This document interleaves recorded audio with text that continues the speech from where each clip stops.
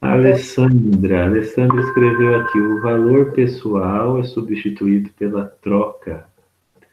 O que importa na sociedade é o que você tem.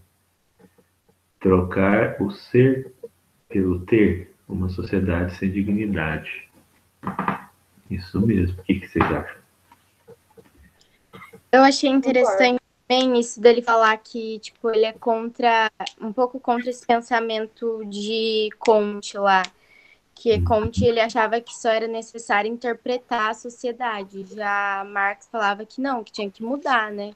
Tinha que tirar essa burguesia que é dona de tudo, né? Que explorava o proletariado, que na verdade era ele quem produzia toda a riqueza, né? Que gerava riqueza para a burguesia continuar sendo cada vez mais burguesia.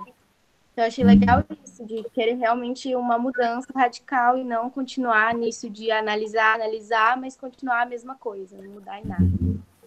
Isso mesmo. Queria uma revolução total na sociedade. Jaqueline. Pessoal, ó, vocês podem escrever aqui e participar. Só que quem não falar tem que depois mandar o escrito, tá bom? Eu achei interessante, prof, quando ele falou das especializações, né? Porque se a gente para pensar realmente no começo, todas as famílias eram autossustentáveis. E aí, com essa vinda do mercado de trabalho, da vida social, a gente teve que sair dessa visão autossustentável e se especializar. E é assim que foi formando as classes. E a pessoa ela se enquadrava na especialização que ela estava, ela tinha que se comportar como tal, agir daquela maneira, e assim vai formando as classes. Eu achei isso muito interessante. Perfeito. As pessoas que faziam o mesmo trabalho começavam a se reconhecer, né, a se identificar. Ô, prof, então o que eu escrevi não vai valer? Ah, sim, eu vou ler aqui. Pode ler aqui, sim. Não, não vai valer o que eu escrevi? Para ver, comenta um pouco aí, fala, lê o que você escreveu, fala um pouco aí. Então. A outra coisa que eu achei interessante é que ele falou que ia colocar a filosofia de Hegel, não sei, de ponta cabeça. De ponta cabeça. A ideia é que cria matéria e não a matéria que cria a ideia.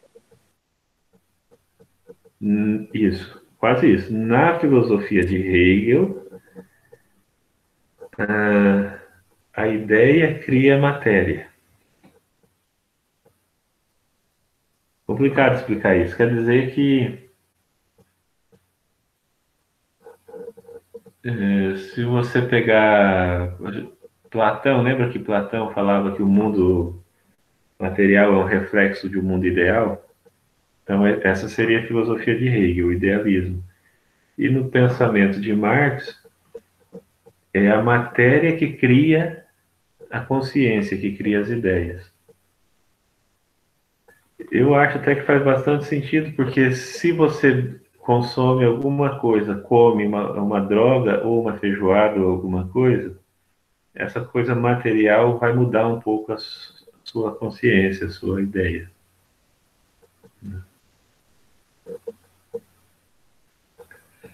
O professor, teve uma parte, acho que foi no começo, bem no começo do vídeo, que o professor falou bem assim que temos que mudar, senão vai coincidir tudo, que vai ter o jogo de interesse, porque daí tudo vai girar em torno da mercadoria e daí vai ter este conflito. Então, por conta da mercadoria, do capitalismo em si, que vai gerar este interesse e estes conflitos? Perfeito. Eu também achei interessante essa parte, até anotei também. Se essa ordem social continuar, nós vamos coisificar tudo, quer dizer, transformar tudo em coisa, tudo em mercadoria, tudo em objeto, tudo em instrumento. Tudo vai se transformar em mercadoria, inclusive o ser humano, inclusive as relações humanas. E aí pensa tudo. A relação entre marido e mulher também. Vira uma espécie de relação entre mercadorias.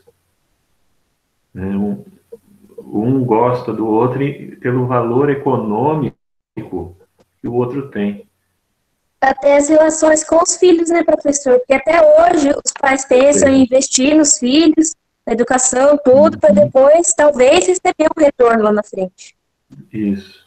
Se Perfeito. for ver, já coisificou tudo, né? Porque, palavra difícil, viu?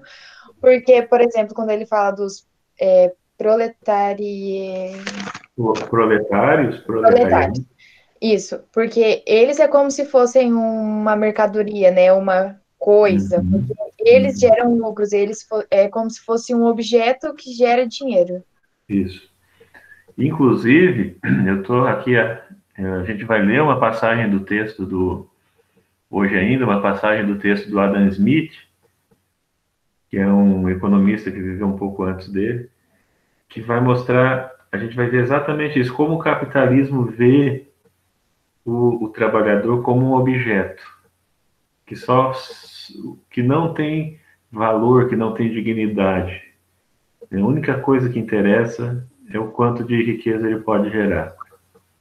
Sim, né? Por isso que é bastante falado, né, sobre as condições insalubres, né, que eles trabalhavam, as mulheres grávidas, em locais molhados, crianças, né? Vamos dizer assim, as coisas tudo errado, né? Então, o que importava para eles era o lucro, né? A saúde das pessoas ali em si, eles não estavam nem aí.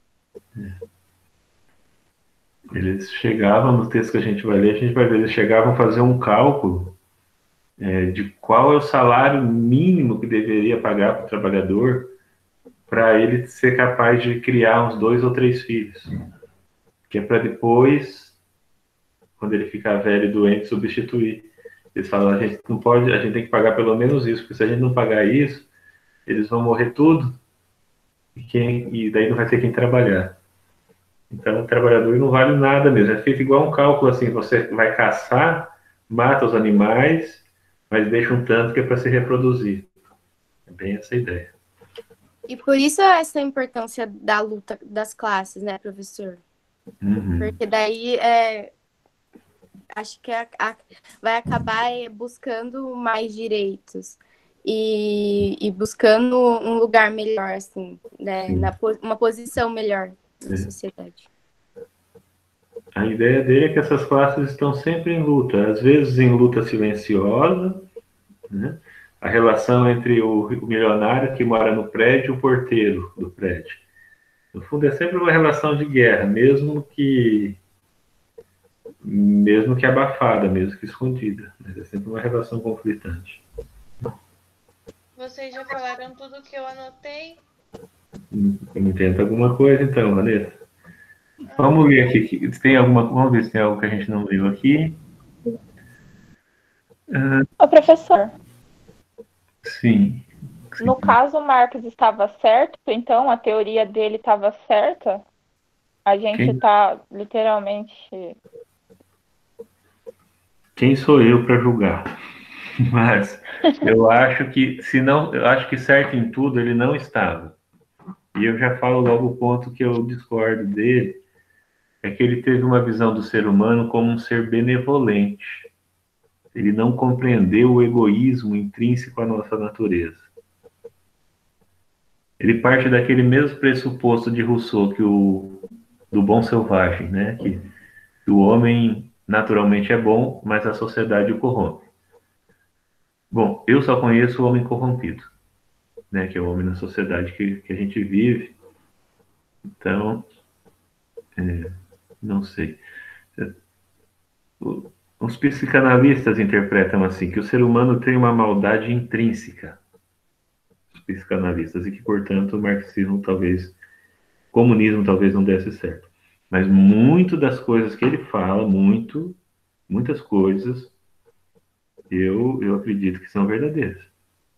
Por exemplo, essa que é óbvia, que a gente pode ver, que é essa coisificação de tudo, das relações, né? Pega a relação professor e aluno, por exemplo. O professor, o aluno paga a faculdade, o professor se relaciona com o aluno por meio do dinheiro e dá atenção, né, por meio do dinheiro. E o aluno a mesma coisa, ele paga e ele espera que o professor desempenhe bem seu trabalho e tal. Se você pegar a educação na Grécia Antiga, tinha gente que cobrava, sim, tinha. Mas Sócrates, por exemplo, dizia que não se deveria cobrar para ensinar. Né? Se deveria ensinar só por amor, né? Amor ao estudante, amor à humanidade, amor ao mundo melhor. Então, o dinheiro realmente perpassa todas as nossas relações.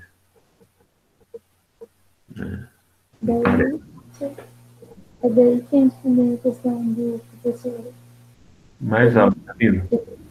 Daí que entra também a questão do professor gostar de ensinar. Por exemplo, a questão do professor ter amor ao ato de ensinar, ele não ensinar só pelo salário. Ele ensinar pelo amor. Tem essa questão. Só que tem essa questão. Eu, graças a Deus, ainda não vivenciei isso com vocês. Espero não vivenciar. Mas tem também uma outra questão, às vezes. Tem situações em que o professor é um prostituto. E isso é coisa de Sócrates também. Ele sabe, tem situações em que o professor sabe que aquilo que ele está ensinando, para aquelas pessoas que estão pagando e que estão ouvindo, não merecem ouvir. Não merecem porque não querem, porque estão ali ridicularizando o professor. É como se fosse uma falta de respeito com ele.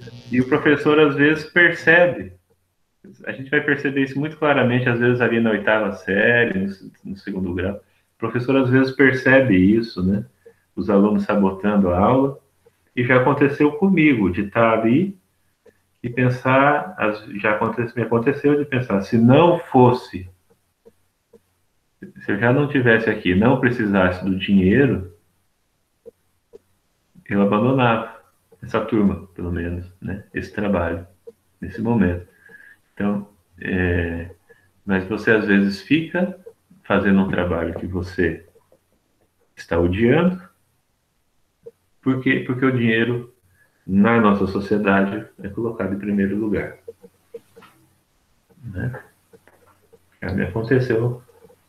É aí, então, que entra aquela parte em que a Laila falou sobre a especialização, porque a gente se especializa para fazer um trabalho, só que por meio de um interesse pessoal. Isso. E, às vezes, aí a gente só sabe fazer aquele trabalho, né? Que é um pouco o que acontece com muitos professores, às vezes. Só sabe fazer aquele trabalho. Acontece comigo. E a pessoa se acomoda ali e fica, às vezes, fazendo algo que não gosta, né? Mas está cheio de gente fazendo coisa que não gosta por dinheiro, né? É o que mais tem no mundo. Desde youtubers e tal. Professor, é aí que entra aquilo que ele falou sobre o modo de viver que cria nossas consciências. Tipo, que cada pessoa se especializa e daí cria sua própria consciência e... Isso aí. A impressão que eu tenho... eu não sou um conhecedor a fundo, vou aprender mais agora aqui com vocês, como vocês vão apresentar o seminário. Mas a impressão que eu tenho é que é mais ou menos assim, o rico que nasce numa classe social abastada só consegue pensar como rico. E o pobre só conseguiria ver o mundo pela ótica dele. Né? Mas não sei, acho que eu estou falando besteira. Me diz uma coisa, vocês querem fazer intervalo ou querem... Vamos fazer um intervalo? Uns 10 minutos? Sim. Sim. E a gente volta para... Pode ser. Beleza. 10 minutinhos.